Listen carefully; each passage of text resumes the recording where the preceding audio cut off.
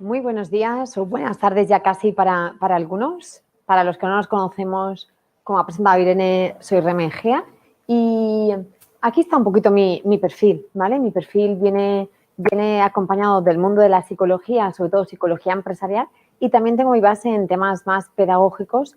Hice magisterio de educación física en su momento, con lo cual han ido combinándose a lo largo del tiempo distintas cuestiones que tienen que ver con mi formación. Sectores. Trabajo en sectores muy distintos, es decir, yo nazco en sector automoción y desde ahí fuimos pasando a sectores tan distintos como la alimentación, servicios, policía, colegios, educación, etcétera, etcétera. Y bueno, sea donde esté, sea una empresa de servicios, sea una empresa de producto, me da igual que la gente esté haciendo coches, que estemos haciendo pizzas o que estemos de alguna manera creando un servicio educativo, que en lo que tiene que ver con liderazgo, lo que tiene que ver con habilidades directivas, hay muchas similitudes, ¿de acuerdo? Es decir, cuando trabajamos con personas, los temas que tengan que ver con liderazgo, comunicación, trabajo en equipo, da prácticamente lo mismo que estemos en un colegio a que estemos en una multinacional, como ahora iremos viendo, ¿vale? ¿Cuáles creéis que serían los 3 objetivos más importantes que debe tener un líder a nivel educativo?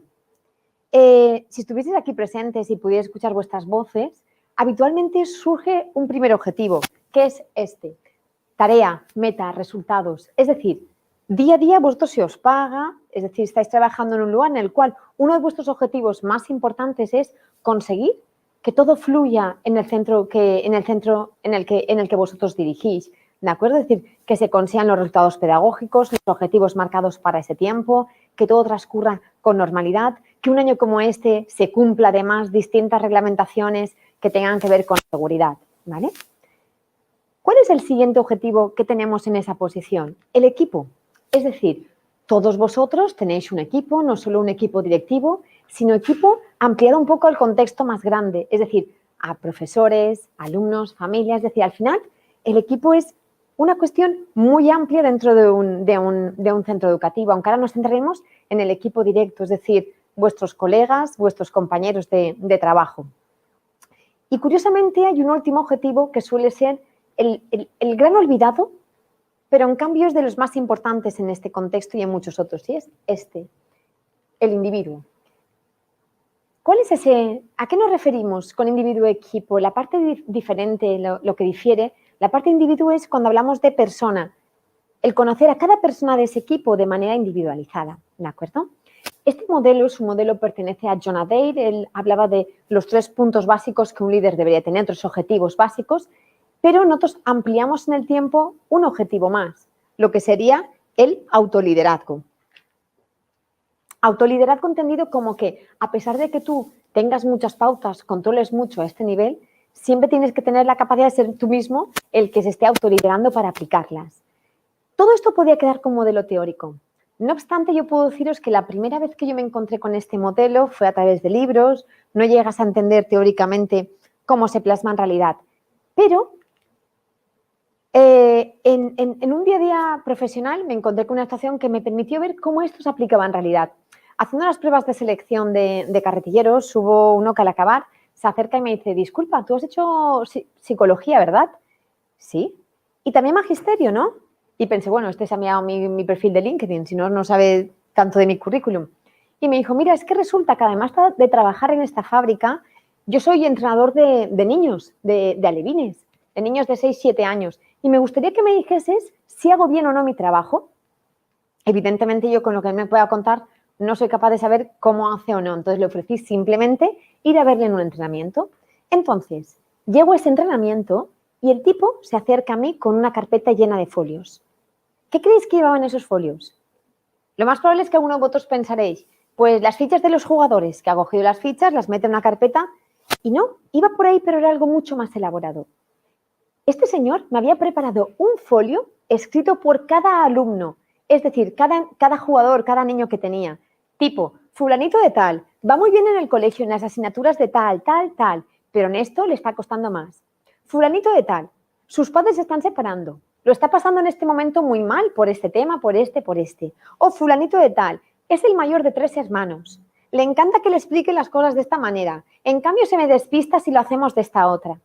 Es decir, me estaba diciendo que a nivel de individuo Era brillante el trabajo que había hecho. Conocía perfectamente a cada uno de ellos. También se veían otros puntos. Cuando él, por ejemplo, les daba distintas directrices, lo que hacía era ponerse a su altura. Si estaban a esta altura, se ponía a esa altura. Curiosamente, los niños, cuando además se ponía a esa altura, ellos limitaban y acababan mucho más agachados. Es decir, tenía una capacidad tremenda de adaptarse al individuo. A nivel de equipo también demostraba haberlo trabajado muy correctamente. Yo me entrevistaba ese día con cada uno de los niños que había allí. Entonces, cuando yo les preguntaba a los niños, oye, ¿de qué equipo eres? En esas edades los niños suelen contestar del Barça, del Real Madrid, del Valencia o de algún otro equipo de primera división. En cambio, estos niños, había uno que me miraba todo el rato como si yo estuviera tonta y me decía, ¿yo? ¿De este? Es decir, cada uno de ellos sentían que formaban parte de ese equipo. Otra de mis preguntas era, cuando habían perdido partidos, yo les preguntaba, ¿y qué hizo tu entrenador? Y el que me miraba todo el rato como si estuviera tonta me decía, lo normal. Nos sentó a cada uno y nos preguntó qué deberíamos de haber hecho distinto para haber ganado. Por ejemplo, yo tenía que me había cansado porque no llegaba a defender el área. Y mi entrenador me dijo, pues el próximo día tienes que pedir un cambio cuando estés cansado y que salga uno de tus compañeros. Y por último, a nivel de resultados, demostraban que los habían conseguido. Es decir, quedaban 5 partidos de liga y ya eran campeones, ¿de acuerdo? Solo habían perdido un partido. Esto es inusual en niños de esas edades. De normal, niños de esas edades un día ganan por 10 y a la semana siguiente contra el mismo equipo pierden por 20, ¿de acuerdo? ¿Qué saqué yo de aquella experiencia? Lo que saqué de aquella experiencia es que allí había varios beneficiados. Lo primero, los niños, porque estaban sintiendo todo lo que era una gran cantidad de aprendizajes en cuanto a disciplina, responsabilidad, asumir errores, compañerismo, trabajo en equipo, etcétera. Por otra parte, había otra parte muy contenta, que además a veces es la más difícil de tener contenta, que eran los padres y madres de esos niños. Pero el aprendizaje más importante de ese día fue que la persona más contenta y más encantada con lo que allí había era él mismo. Es decir, liderar de manera correcta, liderar siguiendo unas pautas que se pueden aprender a través de formación, a través de distintos proyectos, etcétera. Eso es lo que hace la diferencia de que ese líder viva mejor o viva peor, ¿de acuerdo? Entonces, la persona más beneficiada de aquella experiencia, yo vi que era él mismo. Vamos a entrar ahora en lo que nos queda de esta pequeña parte de conferencia, en 3 pautas. Una pauta al menos me gustaría entregaros algún ejemplo y pauta para cada una de estas partes. La primera parte, individuo. ¿Cuál es el objetivo número 1 que tenemos en cuanto a esta parte? Lo más importante es conocer a cada persona que forma parte de nuestro equipo de forma individual. Me da igual que sea uno de mis profesores, me da igual que sea una de las personas de la limpieza, alguien que esté en administración, me da igual. Es decir, conocer a cada persona de manera individual. Y esto no es una cuestión del contexto solamente escolar. Hay muchos contextos en el que esto se replica. Hay una entrevista que os recomiendo del Banco Sabadell, una entrevista que tuvo lugar entre Fernando Trueba y... Uy, que se me acaba...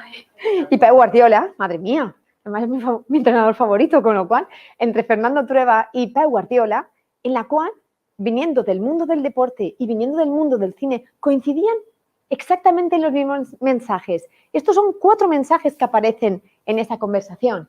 Hay que ser un poco psicólogo, ¿vale? La mayor mentira que les podemos decir a nuestra gente es: sois todos iguales. Cada persona es una especie animal distinta y cada uno necesita cosas de forma diferente. Es decir, en ese ámbito también se percibe perfectamente. Hay un ejemplo que da Pep, en el que dice que cuando a veces tiene que decirle algo a mejorar a alguno de sus jugadores, que a uno se lo puede decir en mitad del campo, pero a otro tiene que decirse en el vestuario y a otro o se lo coge y se lo lleva a comer o es imposible que la atienda y que reaccione ante lo que le está diciendo. ¿De acuerdo? Entonces, ¿cómo podemos crear esa proximidad y esa cercanía con nuestra gente de forma concreta? Pues mirad, si hiciésemos un termómetro de lo que serían las relaciones y la cercanía, podríamos ver que hay distintos pasos. Habría un paso muy básico que tiene que ver con la presencia, estar ahí, dejarse ver, acercarse a nuestro equipo, que nos vean cercanos a ellos, es decir, salir de nuestro despacho. Otro nivel sería el respeto, la cortesía, el buenos gracias, el por favor. Típicas cosas que pensemos que siempre las hacemos, pero en momentos de estrés, de tensión, de prisas, de agobios o de problemas, se nos llegan a olvidar. Si subimos en ese nivel de cercanía, hablaríamos de afinidad. Ya sería el hecho de tener una actitud positiva, tener detalles amables, colaborar, mostrar aprecio o compartir desde un cumpleaños, compartir desde horas de trabajo, compartir un problema, todo eso de alguna manera va creando parte de esa afinidad. Y si subimos un escalón más, ya hablaríamos de alguna manera de conexión, cercanía, confianza. Ahí es cuando muchas veces ya demostramos interés por cada persona, buscamos activamente conectar con ella, es decir, si esta persona sé que lo está pasando mal por un problema que tiene con un padre mayor, el poderle preguntar qué tal va el tema, es decir, que se note esa parte mucho más cercana, mucho más humana, ¿vale? Pasando dentro de ese campo a un ejemplo con el que os dejaré un takeaway, una idea para que os podáis llevar a nivel de individuo. Esa idea que os voy a dejar está inspirada un poco en este barco. Este es uno de los barcos de la Armada, ¿vale? Michael Abrashoff en el 97 llega al destructor Benfold y era un barco de los que tenía un peor rendimiento de toda la historia, ¿de acuerdo? Allí se encuentra con 310 tripulantes y decide pasarles un tipo de entrevista de 30 minutos, lo cual le llevó 6 semanas de trabajo. ¿Qué les pedían en esa entrevista? En esta entrevista les preguntaba, ¿qué es lo que más te gusta del Benfold? ¿Qué es lo que menos te gusta? Y si tú fueras el capitán, ¿qué harías de manera distinta? Se pasó 6 semanas, pero ahí recogió tantísima información que es con lo que empezó a activar ciertos cambios a ese nivel. Cuando activaba un cambio de más, lo comunicaban por megafonía. Es decir, contó con ellos, les conoció, supo que había, que no había. ¿Cuál fue el resultado? El resultado es que el Benfold se convirtió en uno de los buques mejor valorados de toda la Armada. Es decir, le hizo pasar de un extremo a otro, de los peor valorados a los mejor valorados. ¿De acuerdo? ¿Qué takeaway te podría dejar en este punto? A nivel de individuo, una entrevista one-to-one. Si simplemente planificases, aunque fuese una entrevista, 2 entrevistas a la semana con cada persona de tu equipo y en la cual podrías lanzarle las mismas preguntas que se lanzaban en el Benfold. Es decir, ¿qué es lo que más te gusta de este centro? ¿Qué es lo que menos te gusta de este centro? ¿Y qué cambiarías si tú fueras el director o directora? Te sorprenderías la cantidad de información, ideas, opiniones, feeling, clima que podrías encontrar a ese nivel, ¿vale? Muy bien, eso respecto a nuestro objetivo 1, que sería individuo. Pasamos al objetivo 2, que sería equipo. ¿Qué es lo que pretendemos conseguir en esa posición con un equipo? Pues crear un clima positivo en el equipo que trascienda a las familias, porque eso es una cuestión muy importante, es decir, cada padre que nos acercamos a un centro, respiras parte de ese clima. Y si el clima no es potente, tú desde fuera lo sientes, apenas en una puerta, sin dejarte entrar. Es decir, este año con el COVID, solamente viendo ciertas interacciones en una entrada o salida entre el equipo, tú ya notas exactamente qué clima hay. ¿Qué podemos hacer para hacer que ese equipo sea, de alguna manera, más potente? Primera, ser ejemplo. Tú ser ejemplo de cualquier cosa que pidas, de puntualidad, de respeto, de participación, de motivación. Es decir, si llega el lunes y tú llegas al colegio arrastrándote y pensando que acaba de iniciar la semana y faltan muchos días hasta el viernes, imposible que consigamos un equipo que pueda dar toda esa motivación que nosotros querríamos. Otro punto que tenemos que tener en cuenta con el equipo es comunicación transparente. Cada vez que se dan situaciones complicadas, tienes que intentar que la comunicación no ocurra solamente entre pasillos o entre máquinas de café. Si es comunicación complicada, si es comunicación retante, desafiante, conflictiva, mucho más útil que la reciban de ti, que sea transparente, pase lo que pase. En tercer punto, involucrar al equipo. Hay decisiones que van a pasar por ti, hay decisiones que a veces no son muy bien vistas de manera democrática, pero el simple hecho de involucrar a la gente, de preguntarle, es decir, antes de que les lleguen ciertas decisiones, que hayan podido opinar. Eso es algo que de alguna manera va creando mucho equipo, porque la gente se atreve a opinar, se atreve a darte nuevas ideas, se atreve a aportar. En cuarto lugar, ser uno más. Tú eres distinto en cuanto a veces responsabilidades que puedas tener o roles, pero hay veces en las que toca ser uno más. Y toca ser uno más en la comida de verano, toca ser uno más en un momento de almuerzo, o toca ser uno más en un momento determinado hay que remangarse y hay que ponerse manos a la obra con cualquier cosa, o hay que sustituir a alguien. Es decir, esa posición no tendría que quitarnos la oportunidad de ser uno más en muchos momentos. Y por último, a ese nivel, valorar tu tiempo y su tiempo. Algo que yo veo muy distinto entre el mundo educativo y el mundo profesional o mundo a veces más de campos como la automoción u otros campos es la valoración del tiempo. Es decir, en contextos educativos de repente nos encontramos con una reunión que tenía que durar 1 hora que se convierte en 3. En un correo que tenía que ser así, que se convierte, a mí personalmente me asusta cada vez que recibo correos del colegio a veces de mis hijos, ¿no? Es decir, unos correos que parece que se mide por la extensión del correo las horas que trabajamos al día, ¿de acuerdo? Entonces, es importantísimo para que se cree equipo que respetemos esos tiempos, porque recuerda que lo único que la gente no recuperará en su vida es el tiempo. Cada minuto que les hagamos perder no lo recuperarán. ¿Qué takeaway os dejo respecto justamente a el tiempo? Como yo digo que el tema de los correos es una de las problemáticas más habituales que he visto en los colegios, desde lo que se intercambian internamente hasta los que intercambiamos hacia afuera, hacia las familias. Este sería un típico correo que podría ser un modelo de referencia. Es una forma mía de escribir correos. Imaginaos, hola María, te comento los puntos que tenemos en marcha para que me des feedback. 1, respecto a Ítaca, ¿has tenido alguna dificultad en la utilización de la misma? 2, reserva comida a final de curso, viernes próximo. ¿Quiénes de tu departamento vais a estar? Y 3, después de haber hecho los testeos de nuestras reuniones en 3 plataformas, Webex, Zoom y Teams, necesito que me digas ventajas e inconvenientes que habéis encontrado en cada una. Muchas gracias. Puede pareceros una tontería el redactar correos de esta manera. La primera vez que yo me encontré con algo así, me pareció un poco incluso brusco de la persona que me lo enviaba. Sentí un poco de brusquedad. Es cierto que yo lo que fui, le incluí el hola María, muchas gracias, o esas pequeñas introducciones. Aquel día venía en el punto 1, 2, 3. Pero poco a poco fui descubriendo que esto era una cuestión muy respetuosa con muchas otras personas. Primera, si tú escribes correos de esta manera, gastas menos tiempo porque no necesitas ir buscando conectores, puedes hablar de temas distintos. 2, quien lo lee gasta también mucho menos tiempo en leer. Y 3, gasta mucho menos tiempo en responder, porque lo más curioso es que aunque tú no enseñes a nadie, directamente te dicen, te respondo bajo. Sobre la 1 te respondo a la 1, a la 2 y a la 3. Entonces, si simplemente hoy cambiásemos nuestra forma de dirigir correos de esta manera, agilizaríamos no solo nuestro tiempo y nuestra vida, sino también la de todo el equipo que tenemos. Y por último, vamos al último punto, que sería el de tarea.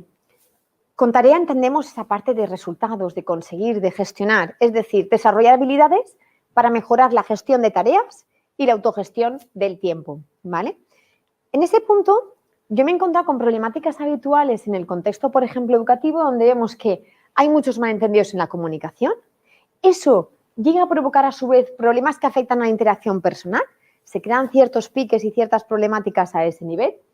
Se crean pérdidas importantes en cuanto al tiempo y errores que al final son vistos desde fuera, se comunican hacia afuera. Entonces, voy a dejaros un takeaway en este caso muy sencillo que justamente nos ahorraría tiempos, ahorraría errores, malentendidos y no rompería parte de ese clima. Vale, para ello necesito que os vengáis 2 o 3, ya que aquí tenemos a... ¿Podéis veniros 2 o 3? Maxi, Mar, sí, vente Mar, ¿vale? Muy bien. Podéis sentaros aquí, sois parte de mi equipo, ¿vale? Vamos a ver una simple intervención que podría ocurrir en un momento determinado, ¿de acuerdo? Yo soy la directora, yo tengo esa posición y... toma, Maxi. Rapidito. No, déjalo que caiga al suelo, no te preocupes, Mar. Vale, Irene, ya, a doblar papeles. ¿Cómo? A doblar papeles. ¿Cómo los doblamos? Maxi, ¿cómo los doblas? ¿Llevas años en el colegio? ¿No sabemos lo que es doblar? No, Irene, no, todos a la vez no. De uno en uno, que de listas ya hemos visto muchos. Aquí las ganas de trabajar son pocas. Está todo mal. Eso está mal. Lo siento. Eso es una birria. Lo siento. Maxi, hasta mi hija de 20 meses sabría hacer eso mejor que tú. Me pasa mucho. Irene, esto está fatal. Esto está todo mal. Todo mal. Eso no está bien doblado. A la basura. Irene, que no está bien doblado, que no hace gracia. Vale, vale. Que está todo mal. ¿Y cómo lo hago? ¿Cómo lo hago? ¿Qué es lo que no se entiende de doblar? Doblar. Doblar. ¿Otro qué tal? Doblándomelos todos a la vez. Muy bien. Podría ser una escena, ¿vale? Olvidaros de esta escena, dejar vuestros papeles en el suelo, ¿vale? Y pasamos con la escena 2. Es decir, buenos días, Maxi, Mar, Buenos días. Irene. Os he traído unos pocos papeles para doblar, ¿vale? Esto se llama proyecto origami, ¿de acuerdo? Os doy los papeles y ahora os explico cómo vamos a tener que doblarlos, ¿de acuerdo? Muy bien, mirad. Ahora cuando empiece vuestro tiempo, cogeréis papel a papel de uno en uno, entonces lo doblaremos por la mitad, ¿vale? Y lo volveremos a doblar por la mitad. ¿Por qué? Este papel nos va a servir porque los alumnos que están aprendiendo a escribir en primaria van a poner mensajes positivos y vamos a dejar en la puerta de entradas los lunes, ¿vale? Para que cada uno que se acerque pase por la puerta de entrada, que entren o salgan, cojan un papelito, ¿vale? ¿Entendido? Muy bien. Vale, pues nada, Gracias. a doblar. Os ayudo. Mira, ¿Qué idea ¿te más ayudo? buena? Os ayudo. Claro, gracias. ¿Estáis bien? ¿Necesitáis algo más? ¿Necesitáis un poquito de agua, un poquito de música? ¿Vale? Bueno, se acabó nuestra escena. Podéis aplaudirles desde casa, aunque no escuchen vuestros aplausos, podéis manteneros. ¿Qué hay ahí de distinto? Hay dos escenas, hay dos visiones, pero entre ellas, a pesar de los modales, a pesar de la actitud, a pesar de todo lo visto, hay también una diferencia y ese es vuestro último takeaway de esta parte, ¿vale? Y es un modelo muy, muy básico a la hora de dar instrucciones, a la hora de ordenar tareas, a la hora de dar órdenes, que se basa en 3 preguntas básicas. ¿Qué es lo que hay que hacer? ¿Cómo hay que proceder? ¿Cómo hay que hacer? ¿Y por qué? ¿Qué es lo que explicamos siempre? El qué lo explicamos siempre. Pero muchas veces el cómo no, porque llevamos tanto tiempo que pensamos que cualquier persona debería de saber cómo hay que hacerlo. Y el por qué a veces también se nos olvida cuando desde que tenemos 2 o 3 años sabéis que es importantísimo que nos contesten los porqués o para qué es. Entonces, ese sería vuestro último takeaway. Y cerrar mi conferencia o esta parte con una frase, ¿no? Que si tus acciones inspiran a otros a soñar más, a aprender más, a hacer más y a ser más, eres un líder, ¿de acuerdo? Ojalá podáis hacer mucho más de eso, podáis hacer que la gente sueñe más, disfrute más, haga más, sea más, porque es lo que de alguna manera te hará que te reconozcan como líder, ¿vale? Muchas gracias.